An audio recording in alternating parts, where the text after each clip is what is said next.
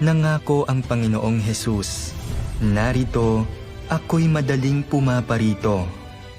Nagpropesiya rin siya, sapagkat magsisitindig ang bansa laban sa bansa at ang kaharian laban sa kaharian, at magkakagutom at lilindol sa iba't ibang dako. Ngayon, matapos ang 2,000 taon ng pananabik at paghihintay, narito na ang mga palatandaan ng mga huling araw at papalapit na ang mundo sa huling yugto nito. Sa buong mundo, ang mga sakuna ay nangyayari sa lahat ng dako at lalo pang tumitindi. Ang mga lindol ay sumasalanta ng walang babala, ang mga tagtuyot ay nagpapatuyo ng lupa, tinatangay ng mga pagbaha ang mga tahanan at buhay, at ginagawang abo ng naglalagablab na mga wildfire ang mga kagubatan at bayan. Samantala, ang mga pandemya ay nananatili sa loob ng maraming taon, at ang mga digmaan ay patuloy na sumisiklab at tumitindi. Ito na ang kritikal na panahon para sa pagbabalik ng Panginoon. Handa ka na bang salubungin ang kanyang pagbabalik? Nais mo bang maging mga matatalinong dalaga, handang tanggapin ang kasintahang lalaki? Sinabi ng Panginoong Hesus, "Dinirinig ng aking mga tupa ang aking tinig." Gusto mo bang matutunan kung paano makikilala ang tinig ng Diyos at hindi mapapalampas ang kanyang pagbabalik? Nais mo bang magkaroon ng karunungan upang makilatis ang tunay na Kristo sa huwad? Pagdating ng Panginoon, gusto nating lahat na makapasok sa kaharian ng Diyos. Ngunit ano ang mga kondisyon para makapasok sa kaharian ng Diyos? Mahigit sa 200 beses na ipinropesiya sa Biblia ang paghatol na naghihintay sa bawat isa sa atin.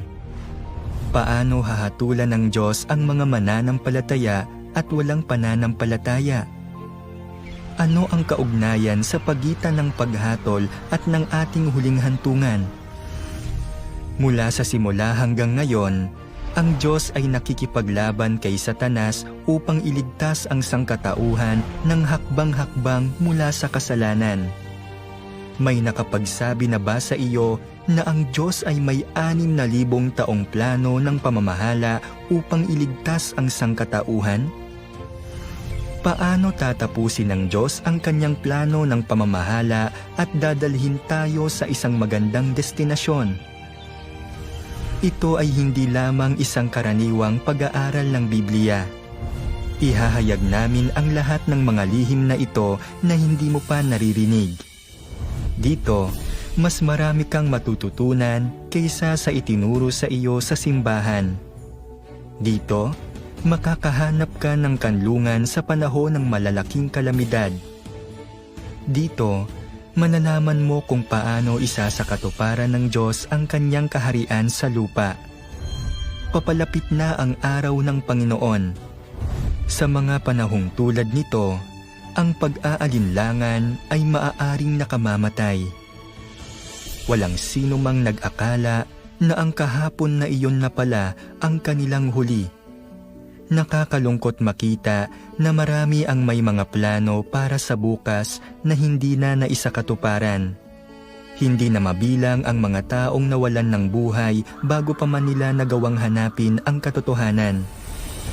Para sa atin, na buhay pa hanggang ngayon, may pagkakataon pa ring marinig ang tinig ng Diyos. Hindi natin alam kung ano ang mangyayari bukas, ngunit alam ng Diyos. At binibigyan kanya ng daan palabas. Isang daan tungo sa buhay, tungo sa kapayapaan, tungo sa kanyang kaharian. Halika, habang may oras pa. Ang aming libreng pag-aaral ng Biblia ay isinasagawa online araw-araw. Tuwing 2 p.m. at 7:30 p.m. Philippine Time, available sa lahat ng online platform, kabilang ang Facebook Messenger, YouTube at iba pa. O tumawag sa amin sa 0910-703-2766 para malaman ang karagdagang mga detalye.